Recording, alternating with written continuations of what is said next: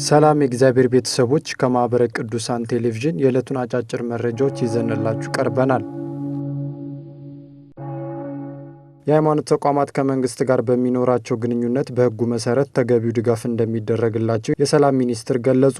የሰላም ሚኒስቴር የሃይማኖት ተቋማትና ተያያዥ ማህበራት ከመንግስት ጋር በሚኖራቸው ግንኙነት ሕጋዊ አሰራርን ተከትለው የሚገባቸውን ድጋፍ እንደሚያገኙ በትኩረት እንደሚሰራ ገልጿል። ሚኒስቴር መስሪያ ቤቱ ይህን የገለጸው ማኅበረ ቅዱሳን በሚዲያ ዘርፍ ለሚያከናውናቸው ተግባራት ላበረከተው አስተዋጽኦ የማኅበሩ አመራሮች ምስጋና ባቀረቡበት ወቅት ነው። የሰላም ሚኒስትሩ አቶ መሐመድ ኢድሪስ በወቅቱ እንደገለጹት የሃይማኖት ተቋማት ከሚመለከታቸው የመንግስት አካላት ጋር በሚኖራቸው ግንኙነት በሕግና በአሰራር የተደነገጉ ድጋፎችን የማግኘት መብት አላቸው።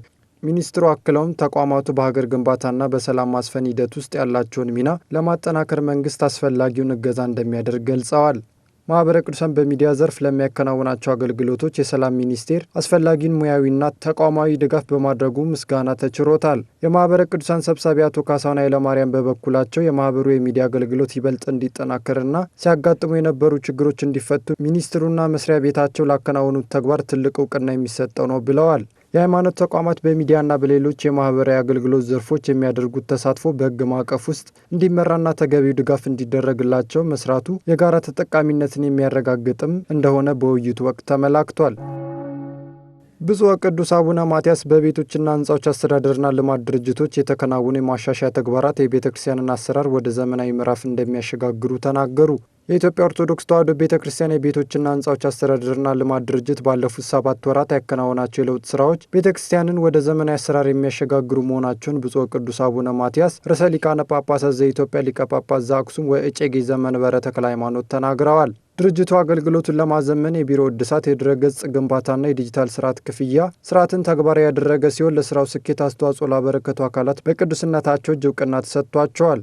ቅዱስነታቸው በሰጡት ቃለ ምዕዳን ይህ ተግባር ለሁላችንም ተስፋ የሰጠና የቤተ ክርስቲያን የውጤታማነት ማሳያ ነው ብለዋል። አሉታዊ ወሬዎች በሚሰሙበት በዚህ ወቅት መልካም ስራ ለሰሩ አካላትም ምስጋና አቅርበዋል። የአዲስ የዲጂታል አሰራር የቤተ ክርስቲያንን የሀብት አያያዝ ግልጽነትና ተጠያቂነት የሰፈነበት ለማድረግ ትልቅ ተስፋ ተጥሎበታል።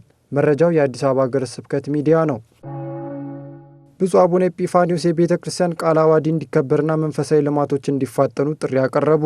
የትንሣኤን በዓል ምክንያት በማድረግ በምስራቅ ጉራጌና ማረቆ ልዩ ወረዳ ሀገረ ስብከት መንበረ ጵጵስና በተከናወነ የእንኳን አደረሶት መርሃ ግብር ላይ የሀገረ ስብከቱ ሊቀ ጳጳስ ብፁዕ አቡነ ኤጲፋንዮስ ለቅድስት ቤተ ክርስቲያን እድገትና አንድነት መትጋት እንደሚገባ አሳስበዋል። ብፁዕነታቸው በመርሃ ግብሩ ላይ ባስተላለፉት መልእክት በዓለ ትንሣኤ በአካልና በመንፈስ ከፈጣሪ ጋር ትስስር የምንፈጥርበት ታላቅ ደስታ መሆኑን ገልጸው በዓሉን ስናከብር ስርዓተ ቤተ ክርስቲያን በጠበቀና በእውቀት ሊሆን እንደሚገባ ተናግረዋል። ምዕመናንም እንደ ማርያም መግደላዊት የክርስቶስ ፍቅር ሊኖራቸው ይገባል ያሉት ብፁዕነታቸው እያንዳንዱ ክርስቲያን በማርያም መግደላዊት መነጽርነት ራሱ ሊፈትሽ እንደሚገባ መክረዋል። በተለይም የቤተ ክርስቲያንና አስተዳደራዊ መዋቅርና አንድነትን ለማጠናከር የቃለ ዓዋዲ ድንጋጌዎችንና ሲኖዶሳዊ ውሳኔዎችን ማክበር ተገቢ መሆኑን ብፁዕነታቸው በዝርዝር አብራርተዋል። በሀገረ ስብከቱ የተጀመሩና የታቀዱ መንፈሳዊ ልማቶች እንዲፋጠኑ ምዕመናንና የሥራ ኃላፊዎች በቁርጠኝነት ሊተጉና ሊያግዙ እንደሚገባም ጥሪ አቅርበዋል። በመጨረሻም በዓሉ የሰላምና የበረከት እንዲሆን ምኞታቸውን የገለጹት ብፁዕነታቸው ቤተ ክርስቲያን በልጆቿ ትጋትና በሕግ መከበር ወደ ላቀ ከፍታ እንደምትሸጋግር ያላቸውን እምነት ገልጸዋል። መረጃው አንቀጽ የምስራቅ ጉራጌና ማረቆ ልዩ ወረዳ ሀገረ ስብከት ሚዲያ ነው። ብፁዕ አቡነ ቀላምንጦስ ዘመኑ የተደራጀ እውቀትን የሚጠይቅ በመሆኑ ካህናት የሰውን አእምሮ በማልማት ረገድ የሚጠበቅባቸውን ሚና ሊወጡ እንደሚገባ አሳሰቡ። ያለንበት ዘመን በተደራጀ እውቀትና ጥበብ የሚመራ በመሆኑ ካህናት በስልጠና አቅማቸውን በማሳደግ የሰውን ጭንቅላት የማልማትና የክህነት ኃላፊነታቸውን የመወጣት ግዴታ እንዳለባቸው የሰሜን ሸዋ ሀገረ ስብከት ሊቀ ጳጳስ ብፁዕ አቡነ ቀላምንጦስ ተናግረዋል። ብፁዕነታቸውን ያሉት ለርዕሰ ገዳማት ወአድባራት ደብረ ብርሃን ቅድስት ሥላሴ ቤተ ክርስቲያን ካህናትና ሰራተኞች በተዘጋጀ የስልጠና መርሃ ግብር ላይ ተገኝተው ባስተላለፉት መመሪያ ነው።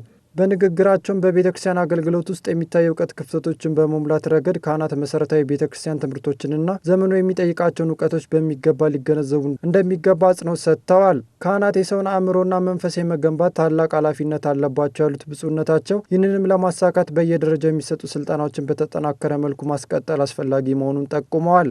ስልጠና በዋናነት በካህናትና ሰራተኞች መካከል ያለውን የስራ ቅልጥፍና ለማሳደግና የቤተ ክርስቲያንን አስተዳደራዊና መንፈሳዊ አገልግሎት ለማዘመን ያለመ መሆኑ ተገልጿል። መረጃው የሰሜን ሸዋ ሀገረ ስብከት ሚዲያ የሆነው የአቡ ቀለምሲስ ነው። በሻርጃ ርዕሰ አድባራት ሰዓሊተ ምሕረት ቅድስተ ማርያም ወቅዱስ ያሬድ ቤተ ክርስቲያን የደቀ መዛሙርት ምርቃት ተከናወነ። በተባበሩት አረብ ኤሚሬትስ የሚገኘው የሻርጃ ርዕሰ አድባራት ሳሊተ ምሕረት ቅድስተ ማርያም ወቅዱስ ያሬድ ቤተክርስቲያን በቀዳማዊ በተምሮ ማስተማርና በግቢ ጉባኤ ሲሰለጥኑ የነበሩ ደቀ መዛሙርቱን በድምቀት አስመርቋል። በምርቃት ስነ ስርዓቱ ላይ የሊባኖስ፣ የተባበሩት አረብ ኤሚሬትስና የመካከለኛው ምስራቅ ሀገረ ስብከት ሊቀ ጳጳስ ብፁዕ አቡነ ዲሜጥሮስ ተገኝተው አባታዊ መመሪያና ቡራኬ ሰጥተዋል። ብፁዕነታቸው ለተመራቂዎች ባስተላለፉት መልእክት ደቀ መዛሙርት የቀሰሙትን መጽሐፍ ቅዱሳዊና የነገረ መለኮት እውቀት ለግል ሕይወት ብቻ ሳይሆን ዓለም ለምታነሳቸው ጥያቄዎች ተገቢውን ምላሽ ለመስጠት ሊጠቀሙበት እንደሚገባ አሳስበዋል። በመንፈሳዊ ሕይወታችሁ ለሌሎች ምሳሌ በመሆን የእግዚአብሔርን ወንጌለ መንግሥት ስበኩ ሲሉም ለተመራቂዎቹ ጥሪ አቅርበዋል። ተመራቂዎቹ በበኩላቸው በስደት ሀገር ሆነው የቤተ ክርስቲያናቸውን ትምህርትና ስርዓት በስፋት ለመማር በመቻላቸው መደሰታቸውን ገልጸው እውቀታቸውንም ለቤተ ክርስቲያን አገልግሎትና ለወንጌል መስፋፋት እንደሚያውሉት ቃል ገብተዋል። መረጃው የመካከለኛው ምስራቅ ሀገረ ስብከት ሚዲያ ነው። ሰላም፣ እግዚአብሔር ከሁላችን ጋር ይሁን። የዕለቱ አጫጭር መረጃዎች እስካሁኖቹ ነበሩ።